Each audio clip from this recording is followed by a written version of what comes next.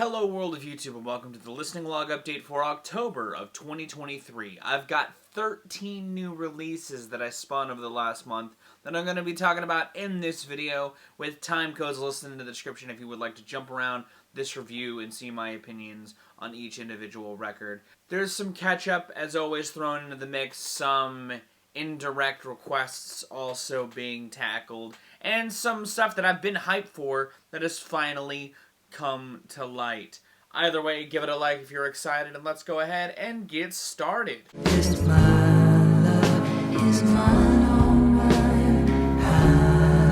Now, I was going to end last month with Mitski, but decided to carry it into this month just because I had it in my rotation at the end of last month, but I wanted to sit with it a little longer. Not that it's like a record that's extremely long, but it is a direction shift for Mitski. That sees her stepping back from the more groove-adjacent and pop-driven realms that she was striking on, especially Laurel Hell, but also on parts of Be the Cowboy, which was my introduction to Mitski. One of the things I always enjoy about Mitski's records as a whole is how well, in even such a short runtime, she can capture this great emotional core with a sonic thematic tone that stays as well imbued as the writing itself.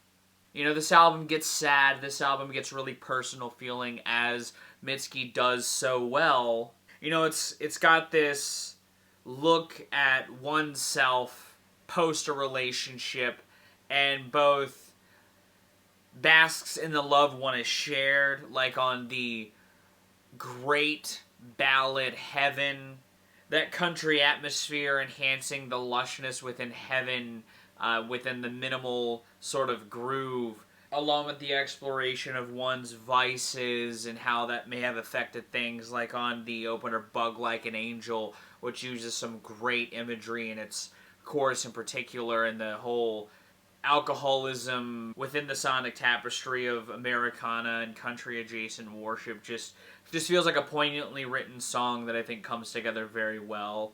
I love that there's moments where Mitski also sort of cuts through the minimalism with some real density that feels emotionally potent, like on the aforementioned opener, and the climax of tracks like The Deal in particular, which acts as this great middle piece in the record where those sort of flirtations with one's own internal problems, like on I Don't Like My Mind, becoming even colder on the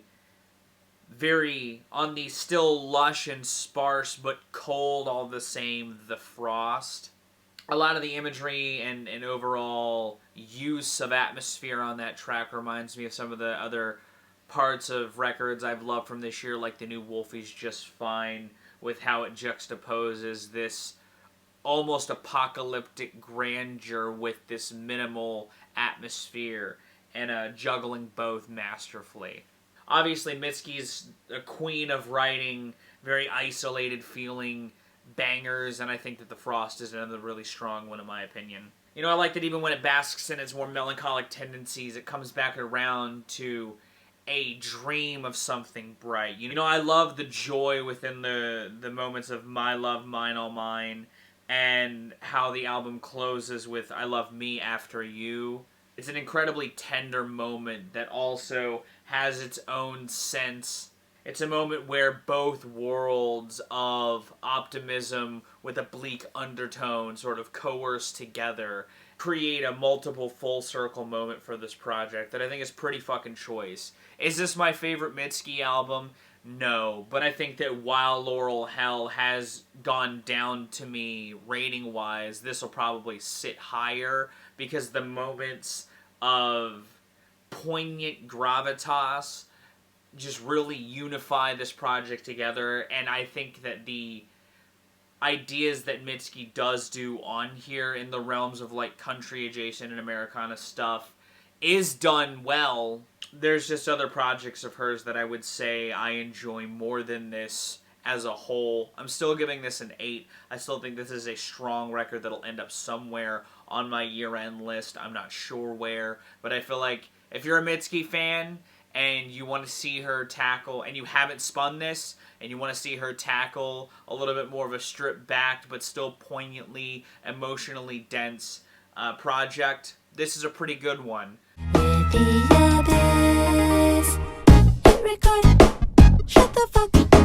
Well, it came out being a Bandcamp exclusive earlier this year. Nowhere's newest album, Nowhere Forever, has finally reached the rest of streaming, and I figured I'd use this time to talk about it now. It is a record that, honestly, I've been kind of heavily anticipating. I didn't know Nowhere was going to be dropping a full-fledged release this year, but a man can dream, especially when they were teasing tracks like I'm the President and The Abyss, which were great, funky-ass jams that took themselves at least a little more seriously than the parody-esque, almost borderline nonsensical Life, which I would still see as a strong outing from the two, but Nowhere Forever puts all of their talent and maximizes the output of it all. Genevieve's vocal layering on here is just incredibly good. Lewis Cole is still one of the hardest working drummers going. The solo work on The Abyss is an incredible sort of tease of that, but It's All Nothing Until It's Everything is like one of my favorite songs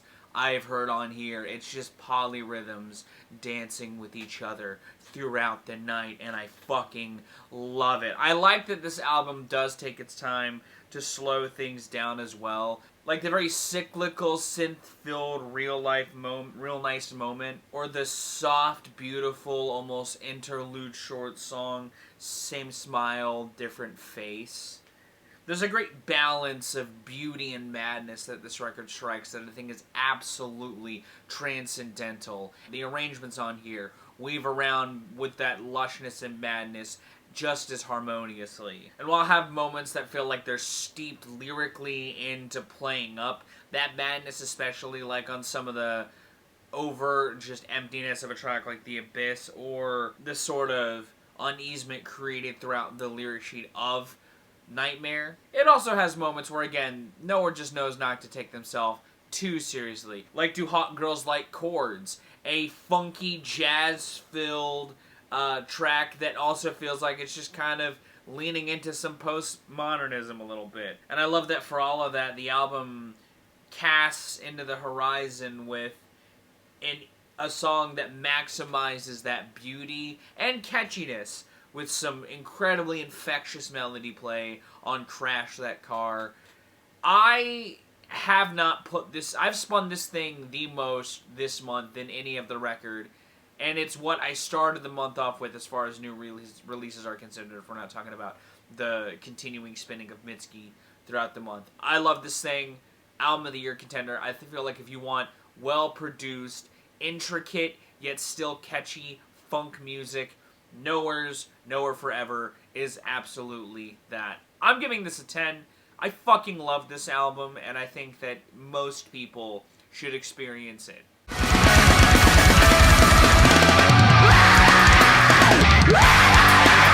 Gridlink's Longina was one of my favorite metal albums of 2014. It also happened to be their last, because then they disbanded. But 9 years later, they're back with an album that I've been highly anticipating since the beginning of the year, Coronet Jupiter. For those who don't know who Gridlink are, they're a grindcore band that doesn't have many albums out, but I like their collective discography as it is. And I think that this newest album, Coronet Jupiter, is absolutely another stellar notch in their belt. This album is a well-produced, short little burst of cacophony that I think showcases this band's talents full stop in every facet. Of course, it's blast beat filled throughout the gate. While it has some dazzling guitar play that opens it on Silk Ash Cascade, and some great bass play that gets to shine on that, and on tracks like An Alter Benav and Octave Serpent, those blast beats, the way their vocalist just cuts through the mix,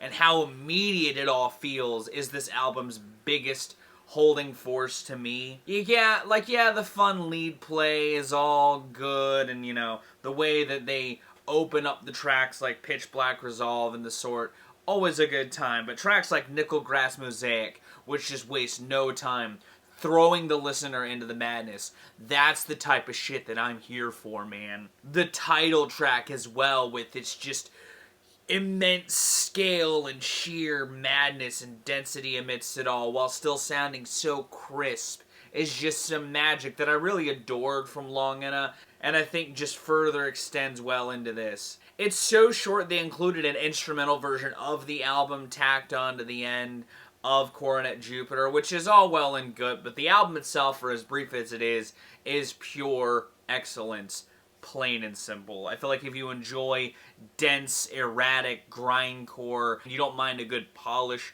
behind it all, Gridlink are a great band to check out, and this newest album, Coronet Jupiter, is a lovely slice of that, and probably still will remain as one of my favorite metal albums of the year. I'm giving this a 9. I fucking love this thing. It's very in and out. It's very short. Similarly to Longina, I think the one component from Longina that I'm kind of missing is some of the nuance in the background that I really appreciated that, but for what's missing there, the band adds here with a continuation of that clean production and a better showcasing of the band's artistry as a whole. You know, while I do love the madness, the moments where they showcase their other talents, like some fun lead play, that bass rumbling underneath the chaos of it all, just adds a lot to the tapestry that I think ties this whole project together in one beautifully brutal bow. I'm saying it got kinda dangerous, abrasive, all kinda angels, all my... By the time I knew Drake was dropping, I wanted to kind of span a couple other things that were on my radar to get to before I got to For All the Dogs, and one of those also happened to release wider spread the same day, but the Alchemist and Earl Sweatshirt's collab album Voir, which started similarly to the Knower record, an exclusive for a different service. This time, spent about a month or so on the Met Gala's website, if I'm not mistaken. I like Earl a decent amount more than Drake as far as bar spinning abilities, use of album, structure and length to create a more engaging experience, while also just having a lyric sheet that I think he's better at tapping some emotional resonance through. Which, with this collaboration, I was hoping to get, like, a genuine Album of the Year contender. I was talking about wanting this back when Earl was doing some stuff with him, like on the Arm & Hammer Alchemist project and the sort. But this release of Voir is an example of not always, or being careful what you wish for. Because while, on paper, I feel like this should be a smash, the result, the final product is instead a record that doesn't fall or fail, but more becomes victim to what I would argue is Earl trying to find a way to evolve out of his box and sort of spinning in circles as a result. I enjoy the musical atmosphere of this. Obviously, I think The Alchemist is a great producer, and I think that the beat construction on here embodies a lot of that loose abstractness that Earl has especially been dipping into post some rap songs. I also think that similarly to his album from last year, Sick, he's finding ways to evolve his lyric sheet past the more insular and more depressed-ridden, atmospheres that I especially had really grown to love as Earl's solo work sort of started to continue throughout the 2010s. I even like how he sort of spits in the face of his depressive side on Sirius Black and uses the bright-sounding instrumental to act as a real stern pivot point emotionally. And I think that it does, even if it is a part of the problem as far as creating like an experience that doesn't brighten up the track listing as much as the lyric sheet does. I think it's at least a strong track in the track listing. While he still keeps his trademark style of abstract rapping intact, I like that the lyric sheet more pivots into different avenues, like exploring fatherhood in some avenues, like on Mac Deuce, and how the new life can have one reflecting on one's life thus far.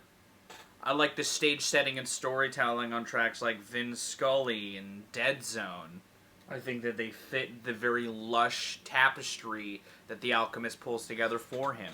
I also like that Vince Staples comes in here to add a little bit more vibrancy to the collabs that he's on. I think that Mancala is the best of the two, but I think both instances where he crops up is a really nice change of pace, because even though this is another pocket project from Earl, it's an instance where I feel like without some of this nice tapestry or different, style of artist coming in to break away from his, hazy style flow, this album falls into some realms of, like, idiosyncratic monotony. I like the ideas within a track like Century, but I feel like followed up by a track like Heat Check, which it's almost 80s ballad-esque style backdrop, I don't think does Earl as many favors as some of the others on the project. And even if I enjoy Sirius Black and Dead Zone, by the time they come up in the track listing, and I'm enjoying the soundscapes of them, I just kind of wish maybe there was something else between them to keep me going a little more propulsively in the track listing. There's a lot of ideas on here that I like, and I think that Earl branching out his songwriting is a good idea, especially if he's wanting to lean heavier into this abstract realm. I just hope that his next time around, he's coming with even more ideas to sort of spice up his runtime and create a little more of a holistically engaging experience with the listener. I'm still giving this a 7. I still think it's really strong. I feel like Earl hasn't ever missed in his discography, but if I were to put together like a ranking of it, this would definitely end up on the lower echelon of it, which again, given how hyped I was for this in theory, its execution just wasn't nearly as strong. When I wake, feed me, I just maintain, so I thought, look a little different through another's eye. Billy Woods has been on an impeccable fucking streak lately. Outside of his stuff with Armand Hammer, I've talked about him within the last couple of years, is dropping top 20 records back to back. But with Armand Hammer factored in, him and Ulysses are just on an incredible stretch. I loved their collaborative album Harem with the Alchemist. I loved the album before that, Shrines, which was my first real deep excursion into the Two's brand of abstract density. And I love on how We Buy Diabetic test strips, they bridge their brand of abstract and their world with some collaborations with artists that I'm already a pretty big fan of on top of that, and adding to their own well-established unity to flesh out into what I would argue is easily one of their best records they've done, which is saying something given the caliber of consistency Billy and Ulysses have had together and apart. I love Peggy's production that opens this on both Landlines and Woke Up and Asked Siri How I'm Gonna Die, which plants this bleak sense of paranoia throughout parts of the lyric sheet. That paranoia coming out even more on Trauma Mic'd with some real intensity and some eeriness amidst Blocked Call, and on Total Recall, which also sees Kenny Siegel coming back with a choice, lush instrumental that I think adds a bit of smoothness to some of the paranoid lyrics into this sort of great juxtaposition of each other. Both Jungle Pussy collabs and Y'all Can't Stand Right Here and Empire Boulevard add to the madness in some choice, dense fashions. I love the beats of both of those tracks. I also love that LP got to work with these guys, and The Gods Must Be Crazy sees the chemistry between Billy and Ulysses shine on a choice beat that further showcases why LP is one of my favorite producers working in hip-hop.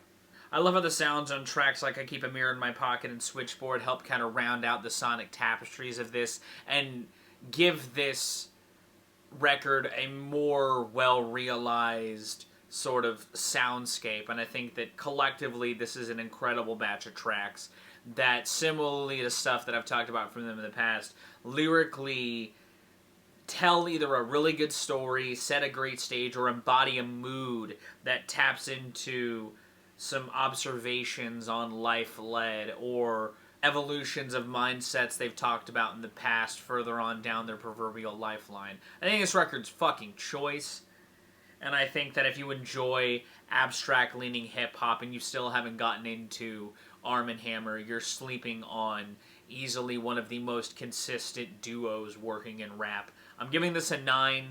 Billy Woods is ending up on my Album of the Year list twice. I just don't know which I like more, but this Armand Hammer record is something pretty fucking special.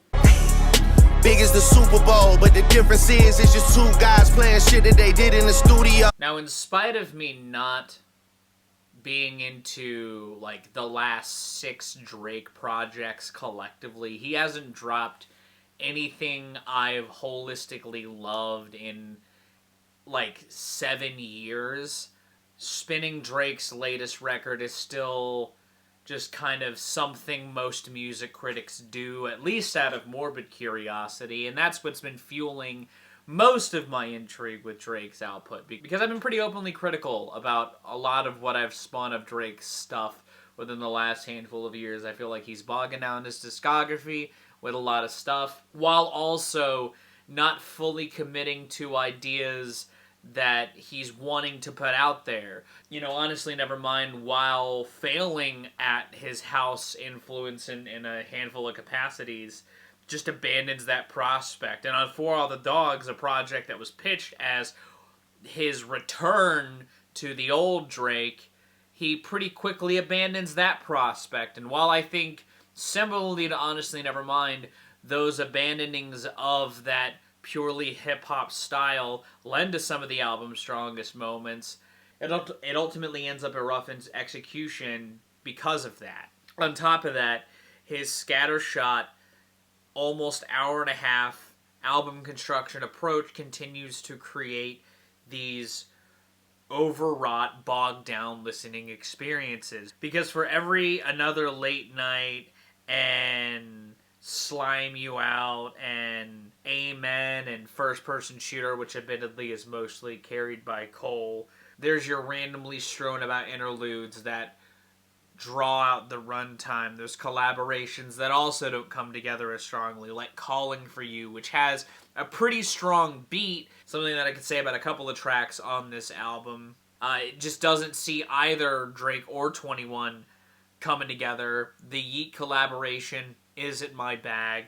And All the Parties is an instance where I feel like Drake himself holds back this track greater than Chief Keef does at trying to make it tolerable. 7969 Sand is another example of a track where I really adore the beat. The beat on that track I think is pretty fucking choice. Drake's bitterness just ruins the song as a whole lyrically. While I thought 8 AM in Charlotte was a fine enough single, and I enjoyed the collaboration with Rich Baby Daddy to some degree, and they definitely spice up the back half. That back half is just scattershot that I think makes this album even more of a slog to listen to.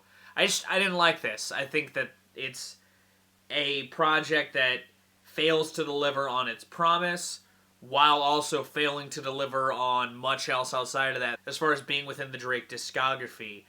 I'm giving this a 4. I think it's got ideas that, similarly to every other Drake project, are choice. And that's because Drake's ideology of quantity over quality does still bring to the table decent prospects.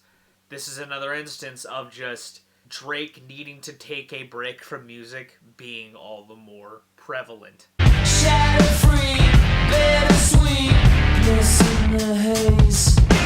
British rock duo Royal Blood have never been, like, holistically a group that I think has made great records, but none of their records are outright failures in my eyes either. They've at least got a couple jams on each record that I'll pull and keep in my rotation if I'm wanting some solid ragers with some nice bass and drum chemistry. And on their newest album, Back to the Water Below, it feels like business as usual, at least to me. Sure, it doesn't lean as heavily into some of the glam adjacent aesthetics that they were trying to tap into on Typhoons, which I kind of appreciated on that record. Where they end up on here isn't in a realm that I would say is far off for their brand of edgier rock music, which admittedly makes this album feel a bit more on the safer side. But as far as the places this album does deviate, it doesn't fall flat in a way that I think ruins the experience.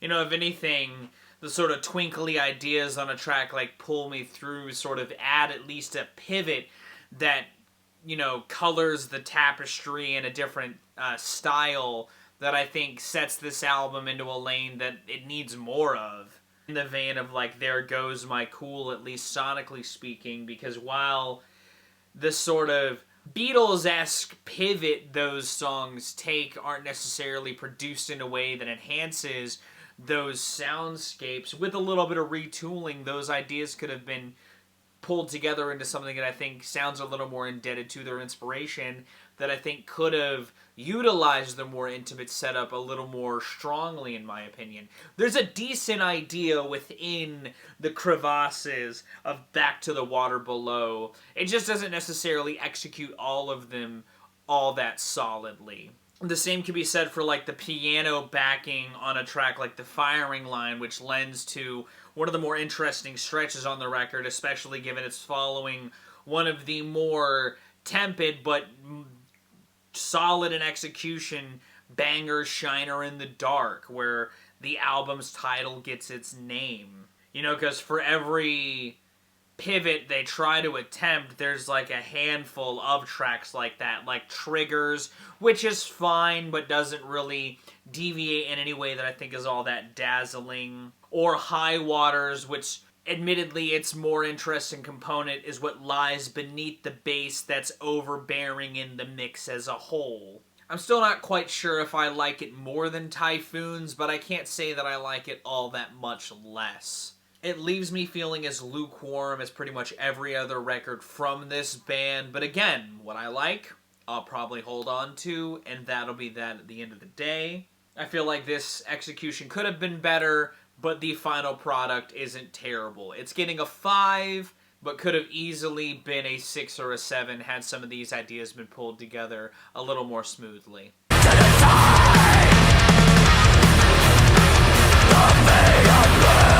While I already had intentions of spinning the newest Lion's Daughter album, Bathhouse, this October, because Lion's Daughter sort of, at least on their last album, blended these horror synth ideas and atmosphere with some metalcore roots pretty solidly, in my opinion.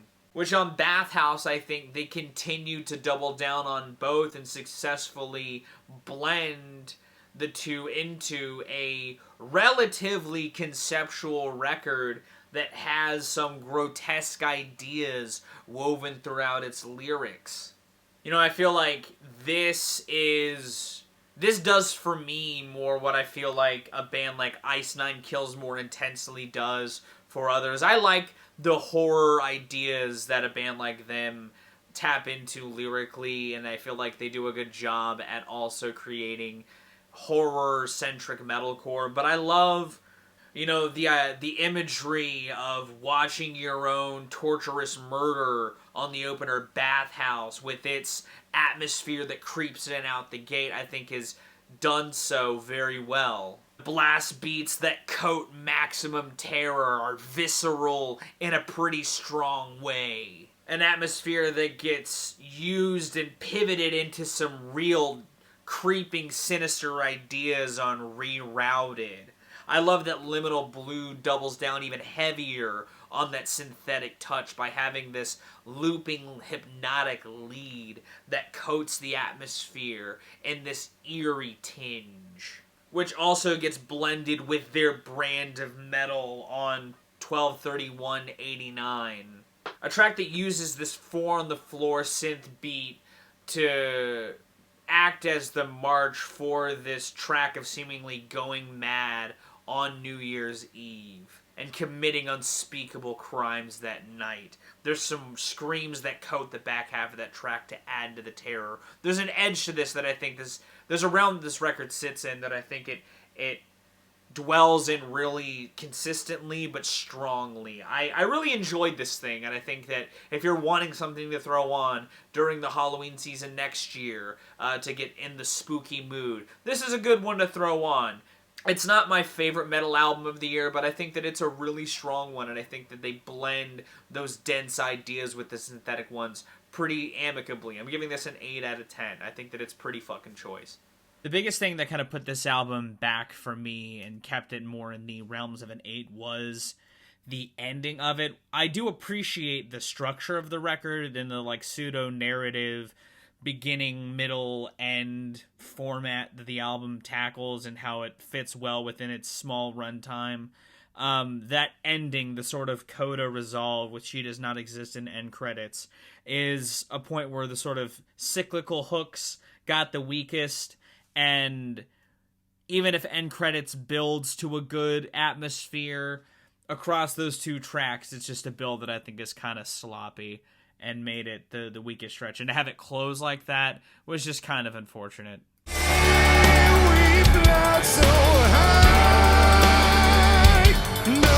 So ironically enough, I was already gonna do a video on Avenged Sevenfold regardless this year because a certain other record of theirs is turning 10. But I figured before I did that video later on this month, I would do a video, I would listen to and talk about their most recent album, Life is But a Dream, an album that comes after the longest wait between Avenged Sevenfold records. And the fruits of all this labor and time between projects has yielded what I would say is the most scattershot and biggest sort of dichotomy between, like, a band being held back by their own shtick with their aspirations. Because I can tell on here, they really want to do some interesting stuff. You know, when they did that Retro Vertigo cover for the Stages bonus edition, which I thought was a fucking weird move. Yeah, Avenged Sevenfold had dabbled in the sort of odd divergences within their discography.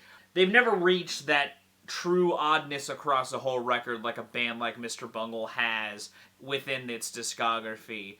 With Life is But a Dream, we sort of get like a taste of that. However, I feel like this album's biggest hindrance is Avenged Sevenfold, because there's some fun ideas here. I don't hate this album like as much as other records that I have slammed that have come out this year, because again, I get what they're doing. They're definitely trying to tap into that, like, more Little Piece of Heaven style dramatics that they kind of flirt with, but, like, definitely get more of a showcase on here. Like on breakdowns or, like, sequences within moments of the opener Game Over, which has this just hard swerve into some, like, Beatles-esque worship, sort of lush orchestral pop divergence, which also kind of crops up on Beautiful Morning, and really that track in general is a great showcase of, like, the harsh dichotomy between Avenged Sevenfold-ass, Avenged Sevenfold song structure components trying to be mashed together with these more experimental oddities that I just don't think really mix together well. I think it's fine on the opener Game Over comparatively. It was a weird pivot when I first spun it, but, like, again, they get goofy, so I was like, okay, I'll try to buy into, like, a goofy-ass Avenged Sevenfold record, which, like, to its credit, Easier's weird vocoder stuff is also, like, a little strange, but kind of gels together better than other oddities on this record. Hell, Ordinary is pretty much just a straight-up synth-pop interlude that has, like, a 2010s disco revival-ass groove, and it's bizarre as hell. And Death following that is this lush sort of 2020s funk revival style drum production trying to be meshed together with their dramatic gothic inspired guitaring. This album is like the Long Island iced tea of Avenged Sevenfold records. There's parts of it that, like, are fine comparatively with the band's catalog. Like, the string integration on Nobody, I think, comes together pretty well, and I think that that's one of the stronger songs on the album. Especially, again, with some of the ways that it does deviate in some of its sonic ideas. I think Cosmic is a 7.5-minute jam that I think is fine. And some of those offshoots I don't think are bad. They just sound weird within a record like this. There is some tracks like G that I don't think come together well, along with the aforementioned Beautiful Morning. This album is just like the messiest execution to a project by a band that I've seen in a minute, especially a band like of this echelon. Like normally when bands that I listened to in high school still go, I don't like it for different reasons than I don't like this. I know that it's been like a divisive record too. Like I've seen the reaction of this being to the most like passionately positive to like the most slanderously negative. And I think that it's like bad. I think it's easily in the running for their worst in my opinion. I appreciate some of the ideas on here. I just don't think Avenged Sevenfold are Mr. Bungle.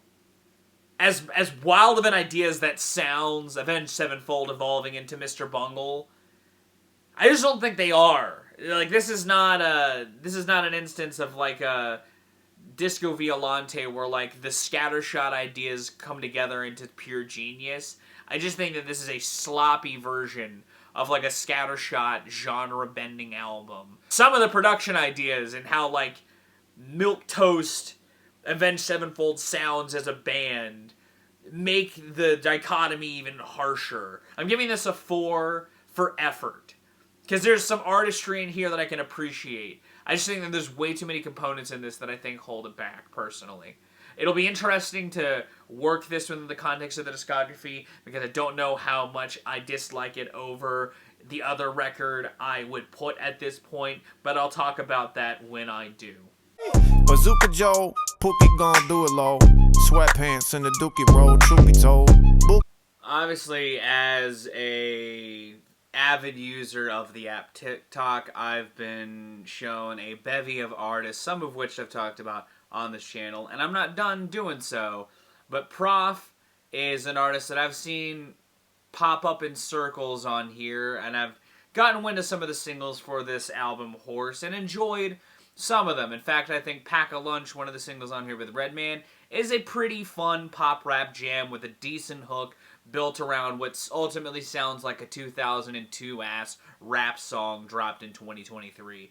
Which I think that this album at its height captures that energy in a variety of facets, whether it's the opener high price shoes, the collaboration with Method Man's Subpar, or at least captures a sort of energy that I feel like pop rap doesn't fully lean into in some avenues anymore, like on Judy. I think by and large, this record aims for the stars and lands somewhere in the clouds with how successful some of the hook writing is, but I feel like this album's shortcomings more fall in some meddling beat construction, some meddling pop-style performances from Prof himself, like on tracks like Louisiana, or on the title track Horse, or the collaboration with Kevin Gates' Devil's Gate that I don't think is nearly as good as other parts of the album.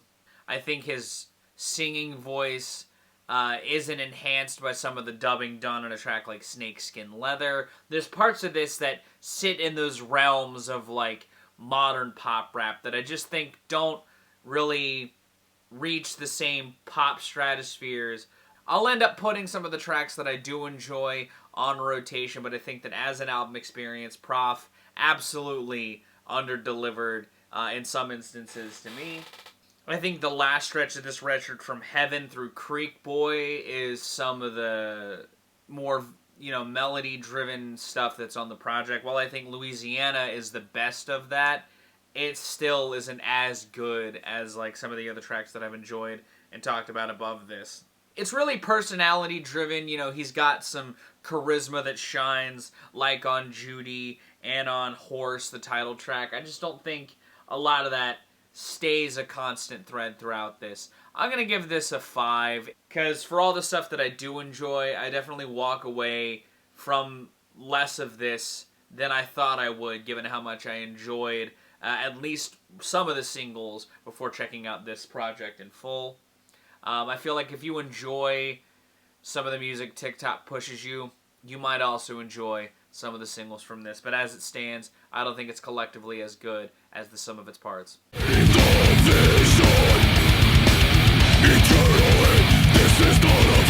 While I was spinning Slayer last month, I was also diving my hands back into the pool of a different idiosyncratic metal band that I liked equally as much as Slayer when I was at peak Slayer fandom, Cannibal Corpse. If we're talking like the textbook example for death metal, Cannibal Corpse are that. They are brutal, they are heavy, and their lyric sheet is that of the same gore worship splatterhouse style chaos and darkness you would expect from a band whose album art looks like this.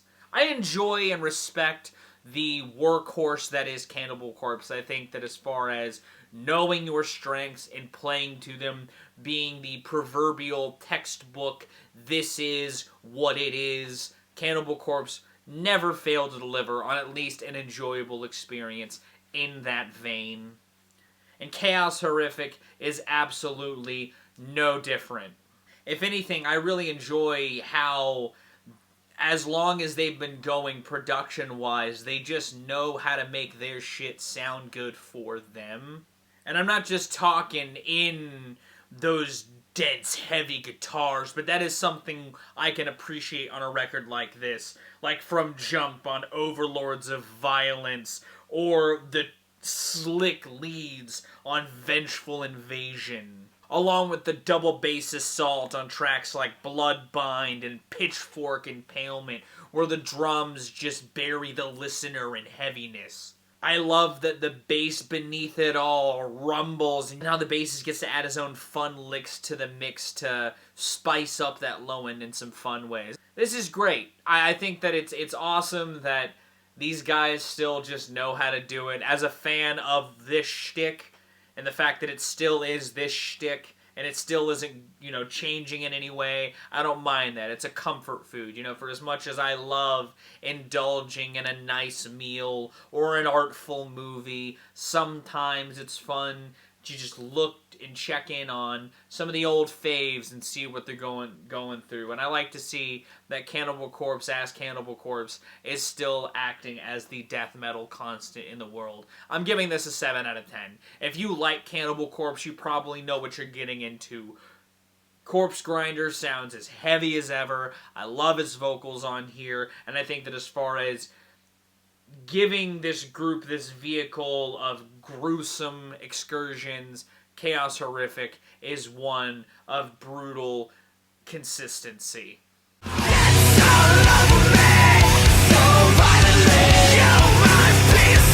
While what is really underneath slipped under my radar, and I'll try to get to it by the end of the year, I wanted to give one of the Code Orange albums a place this month, and I figured I would do the newer one first, just to dip my toes back into Code Orange's catalog, because it's been a while since I've spun one of their records, but I loved Forever when it came out, and I thought that Underneath expanded on their brand of heaviness pretty fucking well.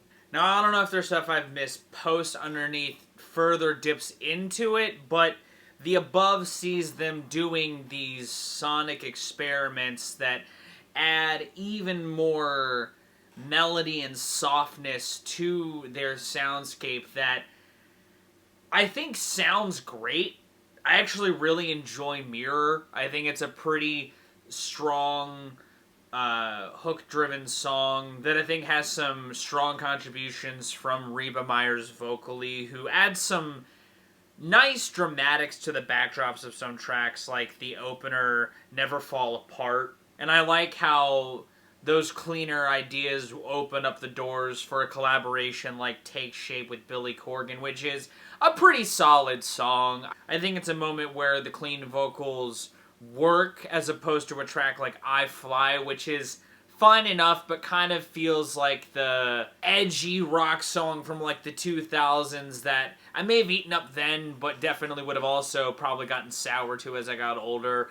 I appreciate the guitar production on there, but I think the heavier tracks like A Drone Opting Out of the Hive or Theater of Cruelty with their brand of heaviness and how they use the production to sort of just get dense as hell work more effectively for me. The way the game just starts with a whirlwind that adds that digital chopping up that was all over underneath, I think is one of the best moments on the record.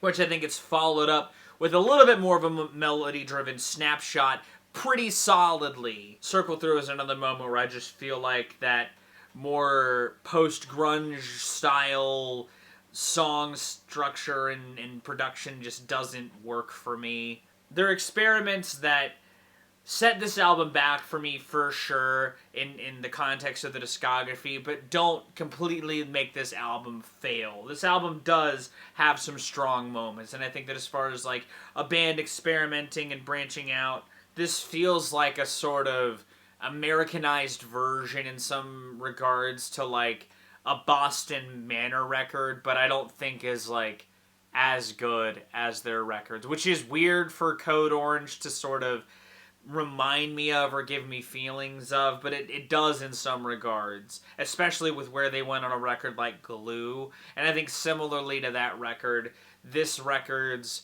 more broad appealing reaching strokes just spread themselves a little too thin. I'm still giving this a 6. It's not terrible, and I think that, again, similarly to what I'll say about a record that I'm about to talk about, when it shines pretty strongly, and where it adapts the band's already experimented with foundations, it still sticks the landing. It's just some of those deviations that don't add much to the track listing that I think is worth a damn.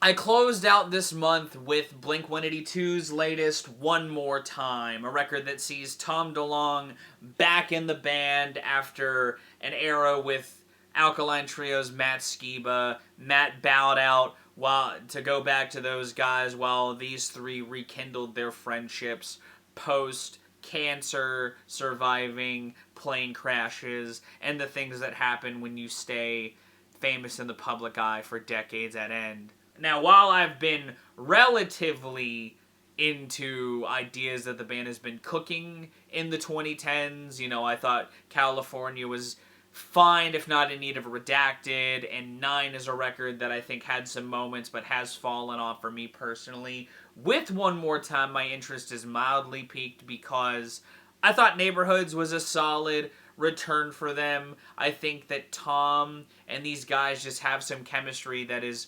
unmatched. There's a reason why, you know, he's kind of got this John Frusciante style relationship with Mark and Travis.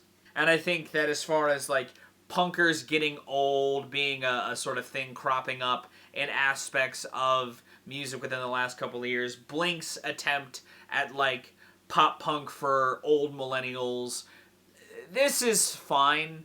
It's got moments that I really enjoy, juxtaposed against elements that I think showcase some of Blink-182's core identity not working within the framework of what this album has going on. But I think this album shines more when it leans heavier into those, hey man, you're old millennials.